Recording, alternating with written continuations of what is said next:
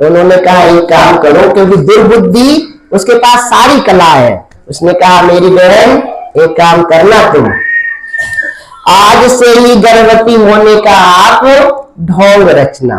पंडित जी से कहना कि ऐसा लग रहा है कि मेरा पेट भारी हो रहा है, अपने ऊपर प्रभु की कृपा हो गई। तब धुंधली कहती है तो बहन इस झूठ को मैं कितने दिन तक बनाए रखूंगी, ये जो झूठ है कितने समय तक चलेगा, इसका कभी तो उजागर होगा। तो कहा बहन तू चिंता ना कर, मैं पिछले 1 माह से गर्भ धारण किए हूं, तू मुझे धन दे देना और मेरा जो जन्म हो, मेरे बच्चे का जो जन्म होगा मैं उसको तुझे दे दूंगी। तो बहन ने कहा बाहर इससे अच्छी बात तो कुछ हो ही नहीं सकती, ना हारने लगे ना फिटकरी और रंग चोखा हो जाए, अपन पुत्रवान भी बन जाएंगे और कष्ट भी नहीं बोलना पड़ेगा। तो ऐसा ही उन्होंने किया और पूछा कि ठीक है ये तो ठीक है, पर ये जो फल दिया है इसका क्या करूं, जो फल है इसका क्या करूं। तो उन्होंने कहा ये फल वलों से कुछ नहीं होता बहन, इसको तो तू गाय को खिला दे। फलों से भी कोई कभी किसी की संतान हुई क्या, किसी को संतान नहीं होती है। तो धुंधली ने वो फल अपनी जो गाय बाहर बड़ा उसमें झोपड़े में बंधी थी वो फल उसको खिला दिया। भगवत के पास 9 महीने हुए, दुर्बुद्धि ने एक पुत्र को जन्म दिया। धुंधली ने अपने पतिदेव से कहा पतिदेव कुछ समय बाद मेरे संतति जन्मने वाली है। जैसे ही धुंधली के दुर्बुद्धि के पुत्र हुआ उसने धुंधली को दे दिया। भगवान आत्मदेव जी पंडित जी बहुत प्रसन्न हुए, उन्होंने कहा प्रभु ने हमारी यह सुन ली। और जो फल दिया था त्रिमासे निर्गते चाथा साधनो सुरेत रक्षताम सर्वांगे सुंदरम दिव्यम कनक निर्मलम कनक प्रभम। और जो फल दिया था उस गाय को तो 3 महीने बाद उसने भी एक सुंदर बछड़े को जन्म दे दिया, पुत्र को जन्म दे दिया।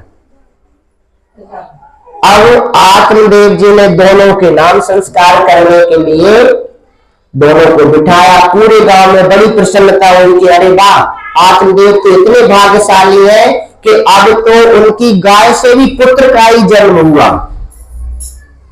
उनको भी पुत्र की प्राप्ति हुई और उसके जो उनकी जो गाय थी उससे भी पुत्र जन्म हुआ।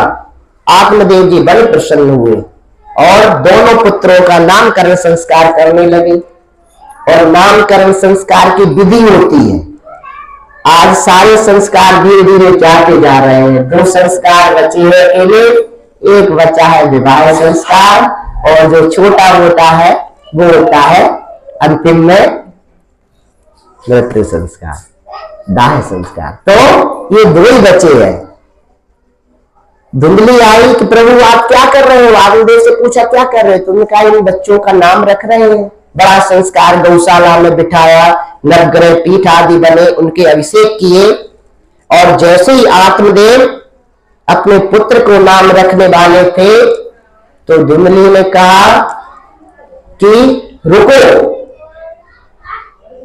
इसको जन्म मैंने दिया, 9 महीने तक मैंने इसको पेट में रखा, इसका नामकरण आप नहीं करोगे, इसका नामकरण मैं करूंगी। और जो गाय से बछड़ा जन्म हुआ है इसका नामकरण तुम करना। आत्मदेव जी सीधे उन्होंने कहा ठीक है भैया, जैसी तुम्हारी मर्जी, जैसा तुम्हारा मन। तो धुंधली ने अपने पुत्र का नाम रखा धुंधकारी। और जो गाय से जन्म लिया जो पुत्र था उनके जो कान थे वो गाय के बछड़े के समान जो कान थे, उनका नाम रखा गया गोकर्ण। बोलिए गोकर्ण महाराज की। अब धीरे धीरे आगे समय निकला तो गोकर्णो पंडितो ज्ञानी धुंधकारी थी महाकला। जो गोकर्ण थे जो गाय से जन्मे हुए थे, गोकर्णो पंडितो ज्ञानी, बहुत पंडित हुए, बहुत जानकार हुए, वेद शास्त्रों का उनको अध्ययन हुआ। वो क्यों हुआ? क्योंकि जो वो उनका जन्म है वो ऋषियों के द्वारा दिए गए फल से उनका जन्म हुआ है।